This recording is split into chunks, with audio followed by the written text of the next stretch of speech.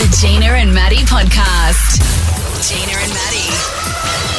Totally wild. Today's Totally Wild, I'm going to do a special dog segment for you, Matty. There's been a lot of dog news coming from you, Gina Jeffries. Do you need to have a conversation with Rod? Do you want a dog? I wouldn't mind. I think I can adopt one through Loz, actually. Yeah. Produce Loz. We can share. I've got a share custody. My kids say, "Can we get a dog?" And I'm like, you know what? Talk to your grandparents, see if they'll get a dog, and then we can visit the dog. Yeah. Okay. Dog news. What's going on? Well, two of the world's best dogs potentially. Dog that flunked out of police academy becomes a hero in Taiwan's earthquake. So there's a golden retriever called Roger. It's bath time, and I have a biscuit for you. Roger flunked out of the Kaohsiung City Police Academy in Taiwan. And to be a drug-sniffing dog, you have to be impassionate, which is exactly what this golden retriever was not. So I'm not saying he was not good or that he didn't get along with others, but the requirement for a narcotic detection dog is that they can't be too restless or independent.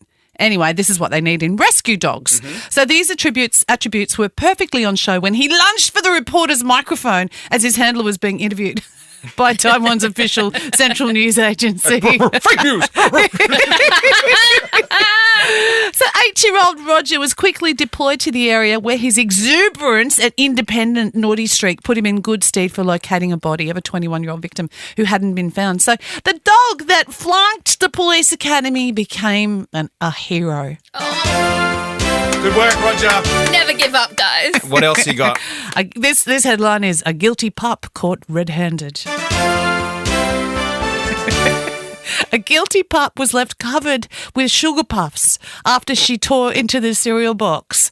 The hilarious moment was caught on camera by her owner, Heather Hunt, coming home to discover her 2-year-old Zukon, the Zukon's name's Crumpet. Oh! Completely covered from head to toe in cereal. She goes, "For the love of God, who left the cereal cupboard open?" The 51-year-old owner of what's the Crumpet said, "I came back from shopping and it was all over the floor everywhere. Sugar Puff cereal is covered in honey, so it stuck to her fur like tar."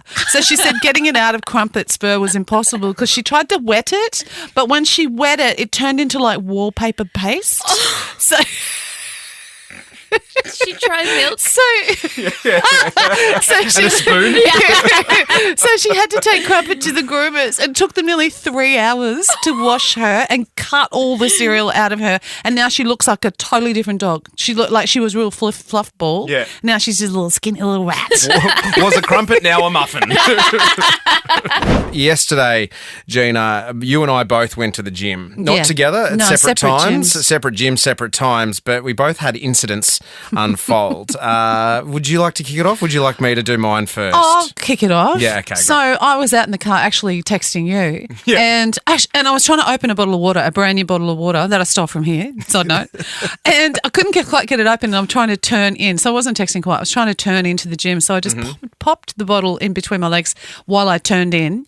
And as I did that, I squeezed it a little bit. And I'm in my gym gear and water went everywhere, like all over that department. And so I'm trying to reach into my... What department? The wee department. Right. So I'm trying to reach into no. my bag to get my gym towel out to try, because it's like I can feel it filling up the seat and everything. It's really cold and I can feel it. Are you in active wear? I'm in active wear. What colour pant are you in? Well, black. Okay. Thank goodness, black. Right, but yeah. I'm heading into a stretch class. Oh, God. Where you're bending over in front of people, and it was a lot of water. There was no the seat. I mopped it up. Like my gym towel was very wet. So walking in like a whole wet patch, front and back, all down my bum at the back. Yeah, it was water, everyone. If you were looking at me, judging me, there's no hiding that in a downward dog. The downward dodge, and I'm trying to get over near the wall and get further. But there's people pushing it. I'm like, you don't understand. I need to have my back against the wall. Did you get a good stretch out though? Did you feel good? I still feel good today. The stretch class, I can really recommend it. It's so good. You feel fabulous. I went to the gym too. I did a class. And as embarrassing as my story? Well, everyone thought I was about to vomit in the middle of the class. So it was kind of, and I hadn't been to the gym for a little while, so I'm a little bit out of shape and, still recovering from having fluid on the lung and pneumonia and all that kind of, my wife is, I can hear her rolling her eyes at the moment. Well, you need a T-shirt that says that. Yeah. So you haven't got to explain it to people. Just walk around with a sign. Guys, just out of Nick, had fluid on the lung, okay? Was in hospital. Randomly tell people. Yeah. But so we were going pretty hard. Like, it was a pretty hard workout. And whenever I'm in a group class, I'd like to do the group classes because if I do them by myself, I won't push myself. You're not motivated. You go at it, don't you? I'll skip that. I won't do that's any of those. That's how I do the gym. So anyway, we're halfway through and I did a bit of...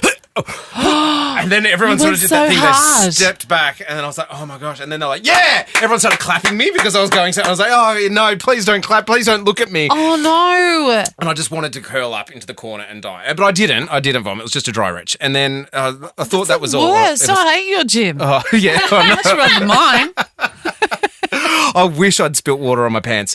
And then, so the class finishes and the trainer comes over and she's like, yeah, good work, Matty. You went hard. That's great. And then the next class is coming in. So they're all coming in. I'm gathering my towel, getting the water bottle. And she's like, all right, guys. So Matty almost vomited in this class. We want you to go as hard as like, why are you telling people they weren't even here? Oh, now it's double the embarrassment. Day 3 of school holidays for you playing at home. Good luck to all the mums and dads out there surviving the next couple of weeks. I'll talk about it a bit more tomorrow, but I went and picked up Stevie from her gym camp yesterday. So my 5-year-old did like this gymnastics tumbling and thing camp thing yesterday. And I saw a friend of mine there who was picking up her kids and she was like, and I'm the go-to dad to talk about Bluey, clearly, because I bang on about it enough. And she goes, oh my God, how good was the Bluey episode? It was really good. She goes, oh my gosh, it's giving me so much grief though. And I was like, well, what happened? And she's like, there's a scene in Bluey where the 3 young kids sit in the back and there's no other seats left in the car. So Bluey has to sit in the front seat. And so the mum looks up the road rules and it's like, oh, yep, in Queensland rules, it's if all other seats are taken, children over the age of 4 are allowed to sit in the front seat. So now all the kids that are over 4 who watch that go, no, well, I'm allowed to sit in the front seat. It's causing chaos. I remember that. It's a big deal when they get to be in the front and then they get to be not in the booster anymore. In the booster anymore, yeah. It was really cute too because Bluey's like, oh my gosh, this is the best day of my life. But yeah, school holidays rolling around. And so yesterday, my wife is under the pump. She's looking after all 3 of them when they're not at camps. And shout out to her this morning. You're doing a great job, Dale. But it gets chaotic. And I got home from work yesterday and we have a little hidey hole for the key, the spare key, and I went to go grab it and it wasn't there. I was like, oh no.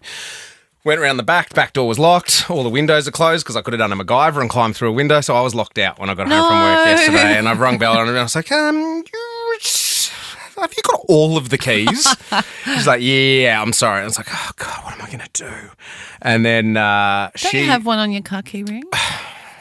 I should do. Yes. Just a cool small I am side trying. note. I am the one on the radio trying to blame my wife for this, so don't point out. No, I did take my house key off the other day. Anyway, long story. But I should have had a key as well. So there was no keys. I was locked out, and then Bella goes, you know who does have a key? Your mum and dad. Oh. I was like, okay, so I'll go see. And they live close by. They're close by. So I was like, all right, I'll go see John and Liz. But I did know, I was so tired yesterday as well. I just wanted to go home and have a nap. Yeah. But I did know that visiting mum and dad isn't a short visit. Yeah. Because, one, they just love a chat, right? Which is fair enough. Like, I don't want to be a terrible son, so I spend a bit of time, have a good chat with them. I love them heaps, right? I don't see them as much as I should. But over the weekend, they went away. So mum had a milestone birthday last year, and I bought them a mystery flight. Which who knew they still existed? It's so 80s. But I was like, well, what something cool. You know, that's the best thing about getting older as well, is being able to give your parents some stuff. You know, they do so much. They've done so much for me. I'd like to be able to give them things in return. And so I thought, you know, what can I do? Nothing too fancy, but I got them a mystery flight a couple of nights away. But so they had no idea where they were going. That mum left the envelope closed, opened it up, found out they went to Brisbane for the weekend. So they 2 days before they left, they looked at it and they went to Brisbane. They had the best time. Right? Yeah. But so I pull up to mum and dad's and I knew that I was going to get a debrief on the entire trip. And by the entire trip, I mean the entire trip. Oh, so we left the house. Sat down.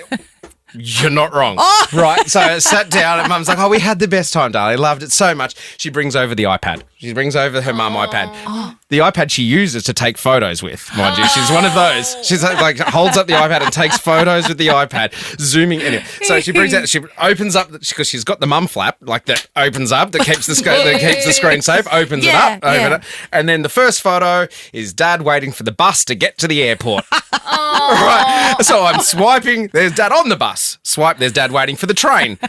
Still not even at the airport in Sydney yet. Swipe, oh, there we go, we're at the airport in Sydney. I reckon I've swiped about 10, maybe 15 photos. Then I'm like, oh. Mum's like, yes, and oh, this coffee we had at the airport, it was a little expensive, but oh my gosh, it's improved since I was at the airport last. I've tapped on the photo, and you can see like the timestamp up the top, like the date and the time. We're still on Friday. Right, they were there to Sunday. We swipe, and there's Dad arriving at the hotel. This is the hotel room. This is the hotel bathroom. This is the window. And I was like, oh my gosh, I just want to go to sleep. And then I think about 84 photos later, we got to the airport back in Sydney on Sunday night. I was like, thanks, Mum. Do you have the spare key? Just got to go. Thanks. The Gina and Matty Podcast. For more great comedy shows like this, head to novapodcast.com.au.